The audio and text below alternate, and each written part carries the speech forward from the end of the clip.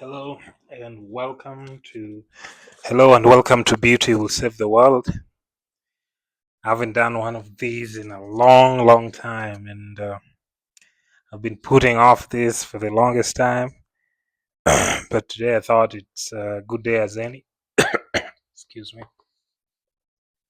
So, Friedrich Schiller on the aesthetic education of man, and rightly so, I've chosen these two paintings as my backdrop because they're just literally the latest paintings I've been working on. So, discussing a topic of beauty and the work of a very well respected artist, I just thought it'd be quite an honor to put such a backdrop.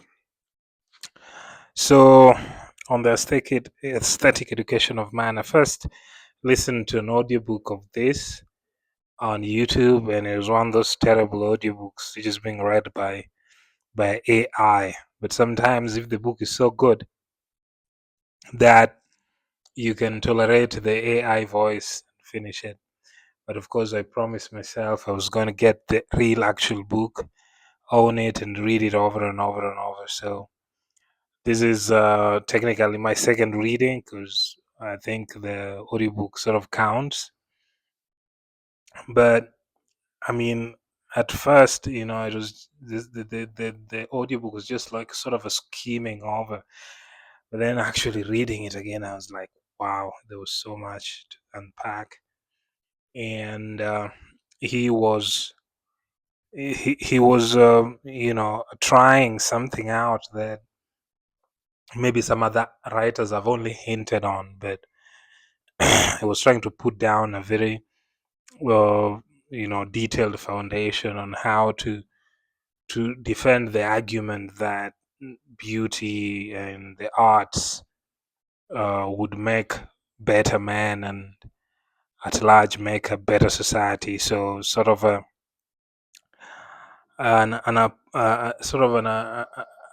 an argument that the political perfection or political sort of society that is ideal can only be achieved when the aesthetic senses of man are refined.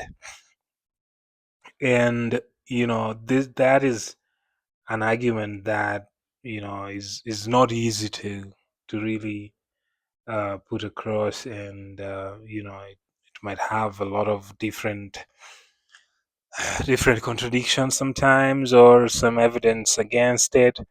But he anticipates all that and still goes on to defend his thesis.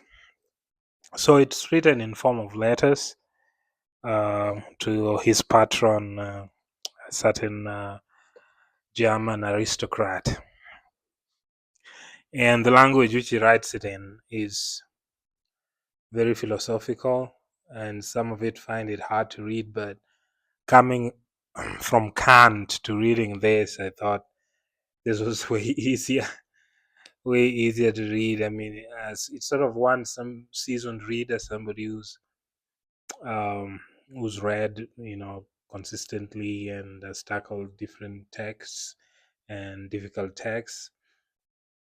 So it might not be accessible, I guess, compared to Edmund Burke, but definitely better writer than Kant. Even if Kant is the better philosopher.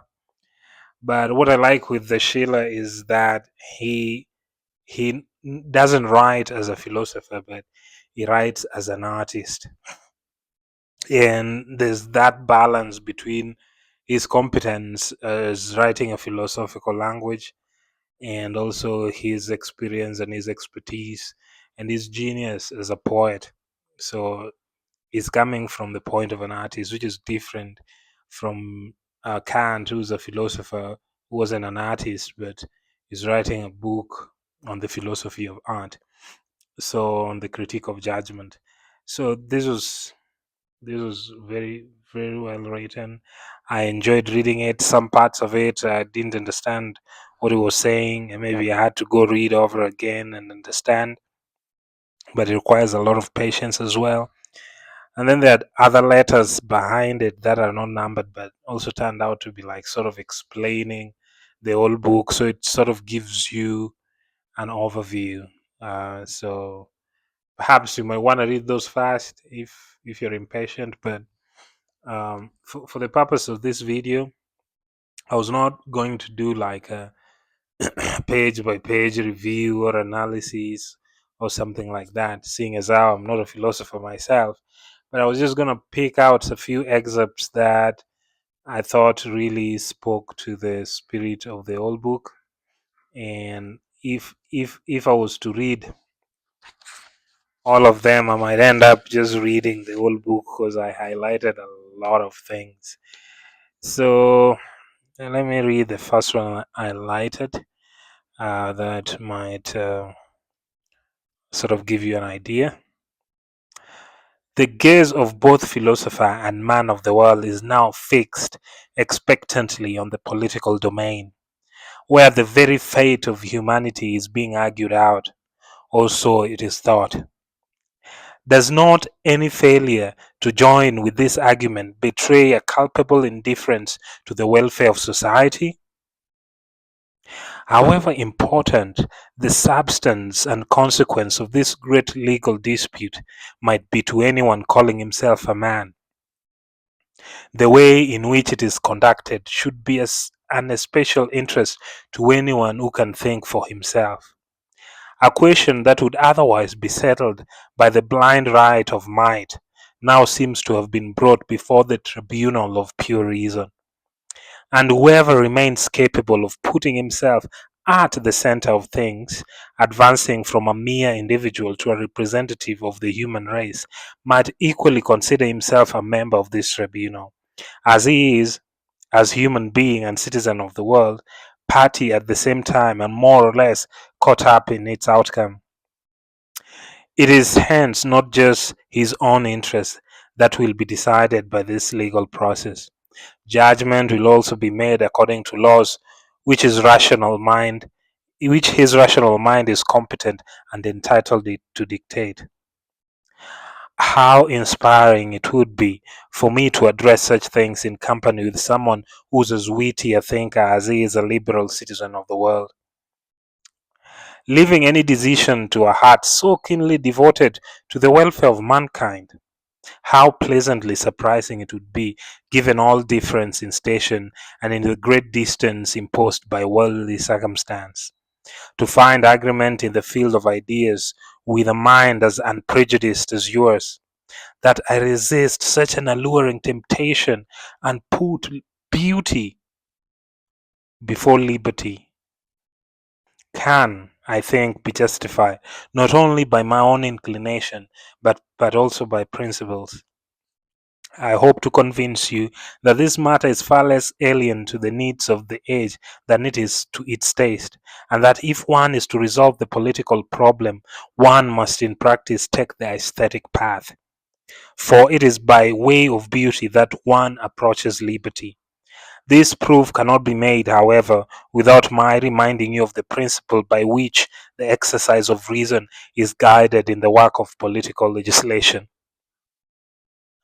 So it's sort of that's the second letter. Is sort of still introducing you to what he's trying to say, and trying to tell you what he means to convince you of.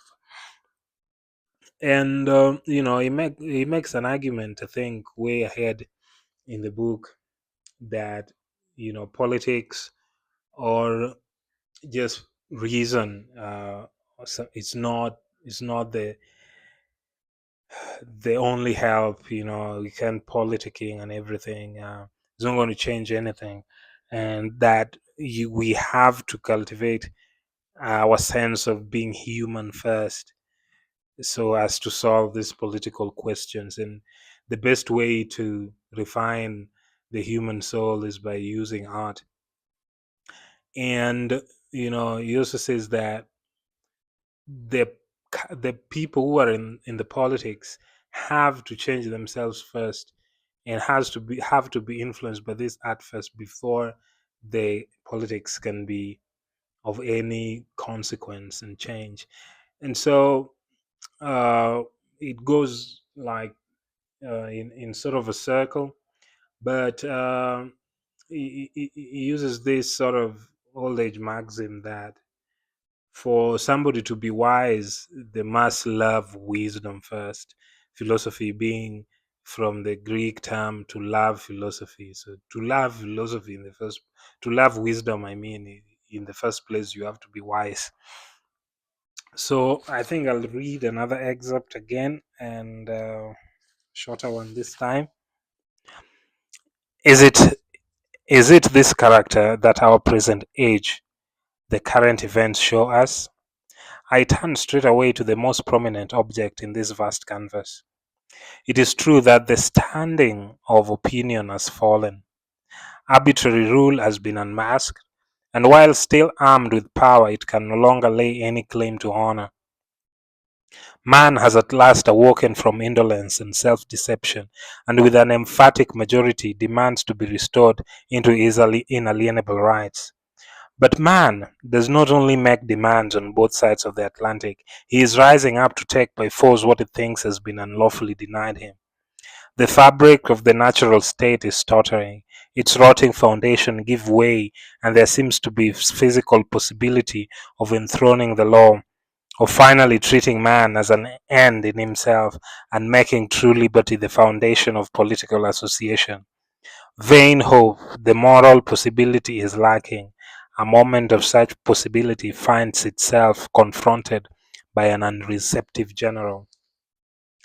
I think that sort of gives us the political realities of his time, and him and most of the early German romantics were heavily influenced by the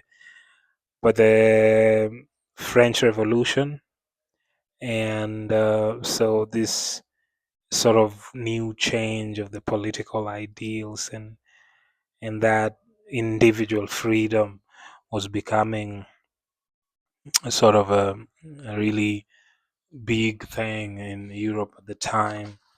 So I think I'll read another passage. Another passage. Okay, yeah, this is the passage that I hinted at earlier. Should we perhaps expect this to be done by the state?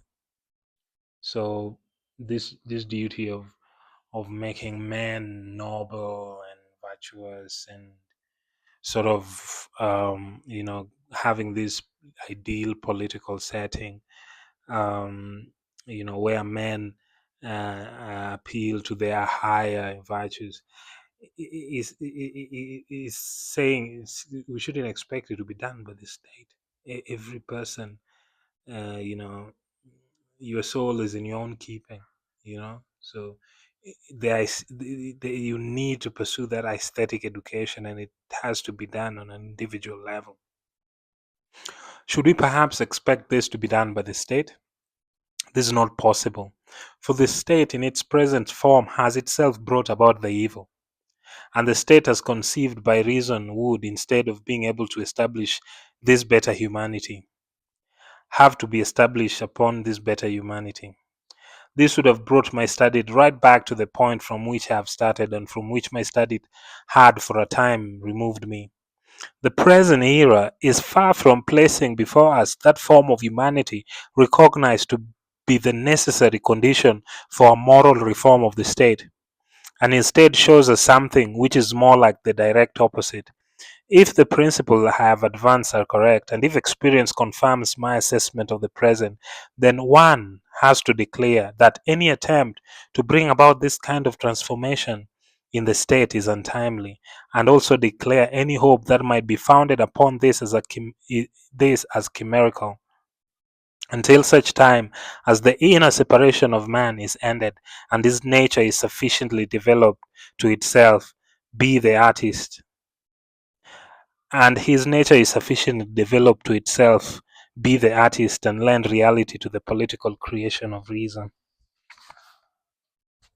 So there's a lot of art and juxtaposed with political political philosophy. If these unhappy souls deserve our sympathy, we are justified in despising those whom fortune has freed from the yoke of need, but who nonetheless choose to bend themselves to it. Such people prefer the twilight of obscure belief, in which one feels more alive and shape the imagination in whatever way one likes, to the rays of truth that chase away the comforting delusions of their dreams.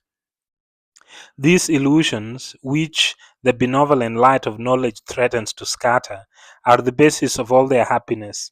How can they be expected to pay so much for a truth that begins by robbing them all they hold dear? To love wisdom, they will already have to be wise, which itself is a truth already felt by those who gave philosophy its name. That's what I hinted on earlier. So, is saying that it's quite absurd that those who have been freed from need, like those who are at least privileged in society, still do not devote their time and energy to the higher things. They're still bound to this need, and somehow the peasants at the time, they couldn't. I mean, some of them were artisans and everything, and still ach- try to strive for the beautiful, but they would be excused, having been tied down to torturous work to secure their daily needs. Yeah, so maybe perhaps the last passage I'm still skimming through. Okay. Mm, Okay. Okay. This one is perhaps the last one. But now reason tells us that beautiful should not be mere life and not mere form, but instead living form. That is beauty. For of course it dictates to man the dual law of absolute formality and absolute reality. And so reason also says the playful impulse should be neither merely material impulse nor mere formal impulse, but both at the same time, which is the playful impulse. In other words, man should only play with beauty, and he should play only with beauty. And so at long last, to state it clearly and completely, man plays only when he is a man in the full sense of the word, and he is only a complete man when he plays. Oh my, what a note to end it. I mean, that's one of my favorite aphorisms from this book, and is a famous one by Schiller. And I'd watched a certain interesting lecture on YouTube. I don't know if it was by Dr. Ian McGilchrist or some other person. It's one of the Ralston lectures. I've just forgotten the name of the speaker, but he was talking about play, man, being, trying to make life a bit more meaningful by playing. And in this sense, playing means doing something that does not, directly have to do with their most immediate needs, and just doing something for the joy of doing it, or for the pure sensation that comes from it, but that elevates their spirits and make them feel more alive and human. So I mean, I have to read that again, and um, and so at long last, to state it clearly and completely, man plays only when he is a man in the full sense of the word, and is only a complete man when he plays. So you know, like somebody says that artists are just, um, y- kids, adults who survived their childhood, something like that. I mean, or kids who survived their childhood, and I mean, you still have that sense of wonder, that sense of play, and in deeper discussion, I think he says that perhaps this is what differentiates us from other other conscious beings, that we are self-conscious, just conscious but self-conscious, and we can, we can play and we can appeal to these sensuous senses that, elevates us as human beings. And so for me, I'll die on that hill that uh to to cultivate your senses of beauty, your aesthetic education somehow is going to make you, a better human being, you know and of course it's not an absolute, I mean, there are exceptional cases which you're well aware of, but in general, I mean, in general, in the long run, there's a higher chance that, if you expose yourself to this much beauty, it's gonna affect who you become, who you are as a human being. And like John Keats says that, this life is a veil of soul making. So the process of soul making is what gonna make you a beautiful human being, is by not only consuming beauty but also creating beauty, being an artist in, this play, this sort of wonder and delight and enchantment, that is gonna, that Schiller says that, the ugliness of the political realities of the world could be healed if human beings would, you know invest a lot of time in their aesthetic education. And I couldn't agree more. And now I see why Friedrich Hölderlin really looked up to Schiller. He was like his biggest fan ever. So I think with that, I mean, there's so much into this. I mean, I couldn't read all of even all the passages that I annotated, and maybe in another video I'll just read the complete letters that he wrote later on to the aristocrat. But I highly recommend. So like and subscribe. Always nice to see you again. And beauty will save the world. Bye bye.